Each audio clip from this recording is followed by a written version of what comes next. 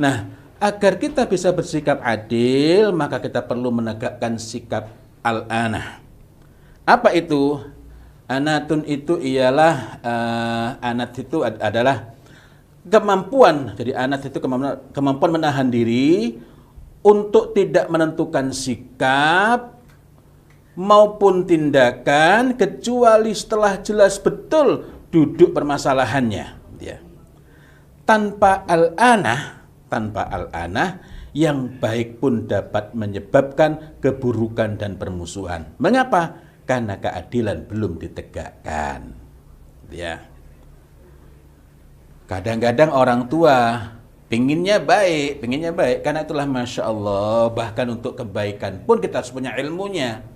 Karena kalau tidak, menyuruh yang baik melahirkan keburukan.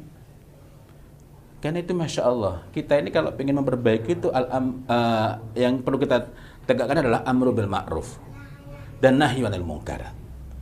Jadi bukan cuma memperbaiki begitu, ada kaidah-kaidahnya. Jadi contohnya tadi diminta maaf. Meminta maaf itu baik. Saling meminta maaf, oh itu lebih baik lagi, itu sangat baik. Tetapi jika anak tiba-tiba disuruh meminta maaf saat mereka bertikai, saat mereka bertengkar, baik salah satunya maupun kedua-duanya, kadang-kadang orang tua pinginnya merasa bahwa dia berbuat adil, dua-duanya, minta maaf, kamu juga, ayo, saling memaafkan. Akhirnya anak bukan saling memaafkan. Anak begini, minta maaf. Dia belajar untuk marah, belajar untuk sakit hati kepada saudaranya. Jadi meminta maaf itu baik, saling meminta maaf lebih baik lagi.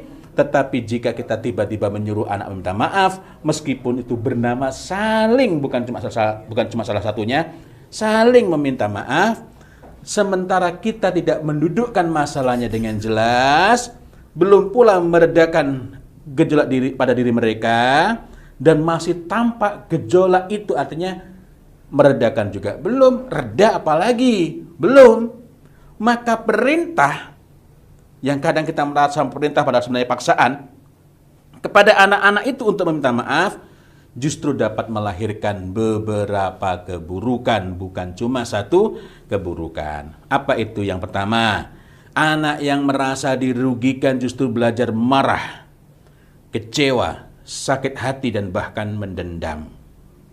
Kadangkala pertengkaran itu bermula dari anak yang ada satu anak mengingatkan saudaranya dari melakukan kesalahan. Dia mau melakukan kebaikan malah dapat musibah. Kemudian yang kedua, anak yang merasa diuntungkan justru belajar culas. Anytime, lain waktu saya bisa memperbuat the same thing, hal yang serupa. Kenapa? Toh nanti endingnya sama, dia yang dapat keuntungan. Siapa yang mengajari? Orang tua. Karena itulah Masya Allah, Masya Allah, Masya Allah, betul sekali. Fa'abawahu, maka kedua orang tuanya, yuhawidanihi, ayumajisanihi, ayunasiranihi.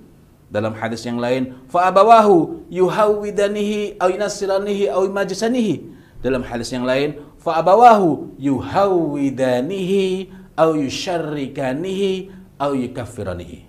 Orang tua, Masya Allah.